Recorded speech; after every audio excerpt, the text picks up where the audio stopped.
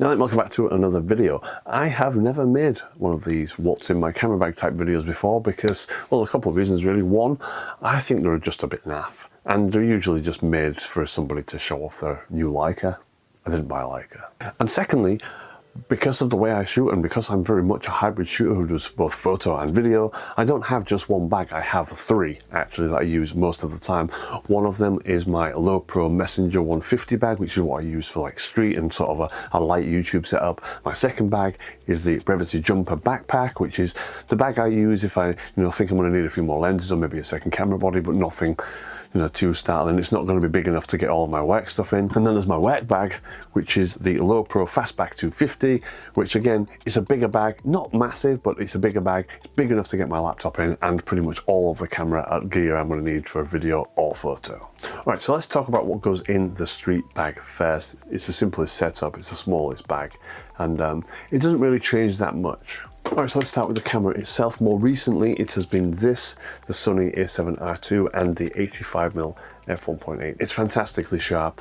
So on a high resolution sensor with a fantastically sharp lens, you've got a lot of wiggle room for cropping, for reframing, things like that. And of course, the color depth and all that sort of business on this camera is absolutely fantastic. However, depending on the situation, the EM1 Mark II from Olympus may be the camera I go for. If I'm aiming to do something like the long exposures, the street long exposures, the IBIS in this camera is far superior to what you get in the Sony. So there's that. Obviously you have all of the fun photographic modes like the live composite and all that sort of stuff, which again the Sony doesn't have. So if the higher resolution and pure image quality isn't the priority, it's the Olympus EM1 Mark II. Now these are both fantastic cameras, but they do serve very different purposes. The Sony, for me, is just pure image quality, no nonsense. It's got 42 megapixels, you pair it with that lens and it's got incredible detail in those images, and that gives you a lot of cropping power. So it's very versatile in that regard, especially if you're dealing with tricky lighting as well, got that extra little bit of dynamic range and such as that. When you want more niche photography features though, that's where the Olympus shines. Having things like the live composite mode and that fantastic IBIS means that you can get stuff with that camera that you couldn't get with the Sony without the use of a tripod. And from a street point of view, both of these cameras perform fantastically as a B-roll camera. Both of these cameras will do 4K 24p and various other stuff, but 4K 24 is more than enough for a bit of B-roll. Now when it comes to lenses, it's really quite a simple affair. The 85 on the Sony, unless I'm doing something specific for a video, like using one of the vintage lenses or something, it's usually going to be the 85. But when I use the Micro Four Thirds, I use one of two lenses usually. It's either this, the 12-60 zoom. This is the Leica f2.8-4 version. There is a Lumix version as well, but I like this one. It's sharp right throughout. It's a great range, and it covers pretty much anything I want to shoot. The second lens though is this absolute beauty, the 45mm f1.8, which again gives that similar field of view as the 85mm and the fast aperture. Now whenever I'm doing the street stuff, it usually involves a POV element, so that's where this comes in. This is my Insta360 ONE RS and this is my POV cam. And also when I'm doing these types of videos, it's my talking head cam. I've got the microphone adapter on there so you can get some nice clean audio from it as well. And you can like reframe it and crop in post and all the rest of it and still get a nice looking image. On top of that, this will also do things like time-lapse and 6K cinema mode and all kinds of other business, so you can really have some fun getting some filler footage with a little camera like this as well. Now, I still do have my Osmo Pocket. This is the original one, not the second one, not the new fancy one, but it still does 4K up to 60p, which is perfectly fine for me. The only downside to this, of course, is that it's not weather sealed, which is why I prefer to use the Insta360.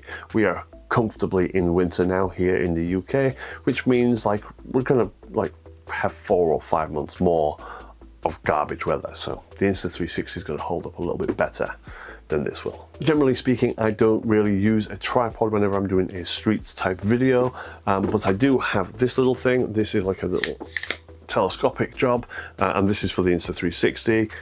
It's got some feet on there, gives you a little bit of height, so if you can find like a little wall or something to plop this on, it's fantastic for that. Also has a little cold shoe, so you can put your microphone stuff in there. Has a 1/4 thread on this side as well, so you can put more accessories if you need a light or anything like that. But this is a fantastic little thing. Now, because I often use the Sony camera, I also carry a battery bank. This is an Anker 10,000 milliamp one. I also carry 7 batteries, that is not an exaggeration, and a USB charger. So I know that whatever I'm going to be up against with the Sony, I am going to be covered in terms of power. Now, I was asked recently about any filters that I use for street stuff, and generally when it comes to the photo side of things, I don't use any. If I'm going to be shooting through like a window or something like that, I often want the reflection that I'm seeing. I don't want to cut through that, so I don't use a polarizer. Generally speaking, don't need to use an ND filter unless I'm shooting video. So what I would generally do, I have this one, which is a variable ND from K&F Concepts, and I also have my entire Freewell kit, which also contains a variable ND and some glow mist filters and stuff like that as well if you want those special effects. This is a great set because this is all magnetic and things are nice and nice and easy, and it all just sort of magnets, everything magnets to the same thing. It's just a nice simple setup, but this takes up quite a bit more space than this does, so if space is at a premium, it's this one. Finally, if I'm out doing a video as well, obviously I mentioned the microphones.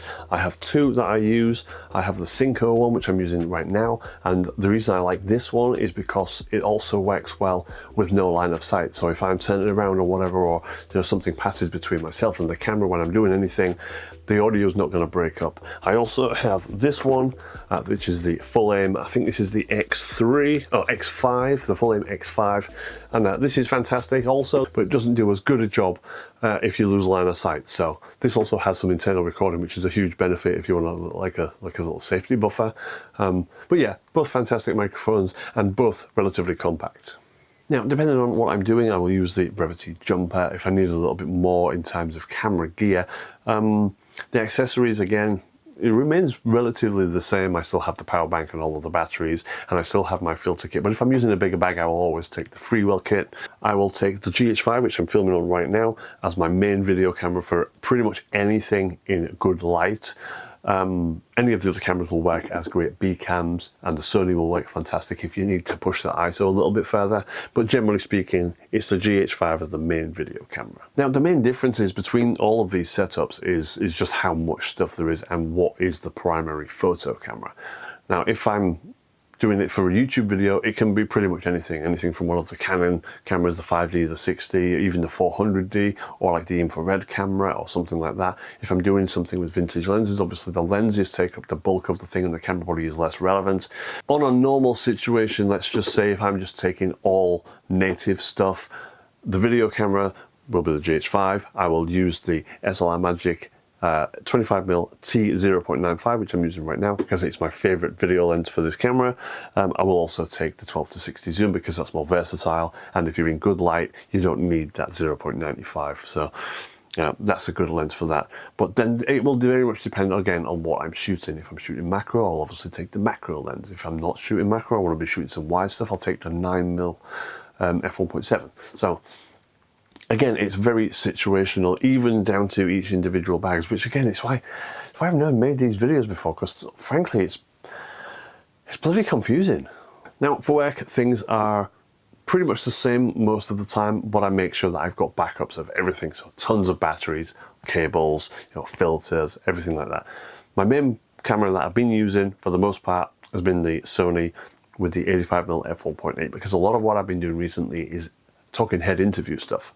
So it gives that nice full frame look. It's great in low light, and the 85 provides that nice compression, subject separation, and it just looks nice. So I prefer to use that for the talking head stuff, and the GH5 has been used for the B-roll. On top of that, I've been doing stills in these same environments as well, so the Sony is the perfect camera for that. But also, if I need it, the GH5 is a fantastic backup photo camera. It does nice stills as well. Now, the main thing that changes here with the work thing is obviously I need a bag big enough to fit my laptop in and the cables that go with the laptop, but also if I need to carry lights and stuff like that as well. Now, the one I'm using right now is an Inky? I think I've got the box somewhere, hang on. Right, so it's an Inky Gold Crow GC30 cob light. This is what I like all of these with. It looks fantastic. It's small, it's waterproof, weather resistant. I mean, on the advert that dunked it in a river. I was like, what the hell? Never doing that, but okay. And like this setup, I mean, it looks all right. I mean, as far as YouTube goes. And it's literally just that light with the shoot through umbrella. It's very, very simple. But this is a really nice compact lighting setup that I can take with me. And other than that, I have the silly purple thing in the background of this shot, which is just like a little LED panel, but it's an RGB light, so it's useful for a lot of things, good as a fill light or a effect light like I'm using right now. Now, a couple of honourable mentions of stuff that I do carry with me from time to time if I feel like I need it, depending on the type of work I'm going to be doing. This is the Boya BY-MM1 little mini shotgun mic. I'm guessing it's like a similar thing to the Rode Video Micro or something like that. It's fantastic for like a lot of the stuff I've been doing where I've been wanting to get a lot of the ambient noise as well. This is the type of thing that goes on the camera instead of the wireless mic system. But then the second thing, which is, do you know when you find an accessory that you kind of, you know, you've seen them before, you've seen people use them, but it's like, what the, how would you even use that? It's this thing. It's the Small Rig friction arm. This is just a small one. I don't know what size this is, like 11 inches or something. And this is probably the most useful accessory I've ever bought. It's ridiculous. I have used this to, obviously it has all kinds of connections for cold shoe. It has this little grabby bit here. It has 1/4 threads. It has 3/8 threads. You can screw it to the front of the tripod in the 1/4 and have it standing out with a bit of a light on there or a microphone on there or something like that.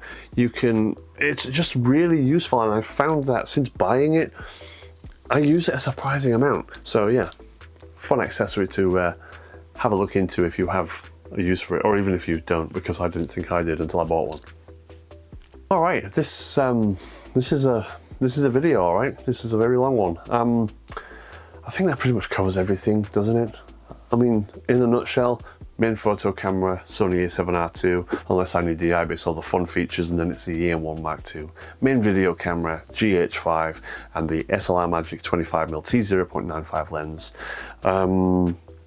Other lenses, depending on the situation, vintage lenses if I'm feeling like that, a couple different lights.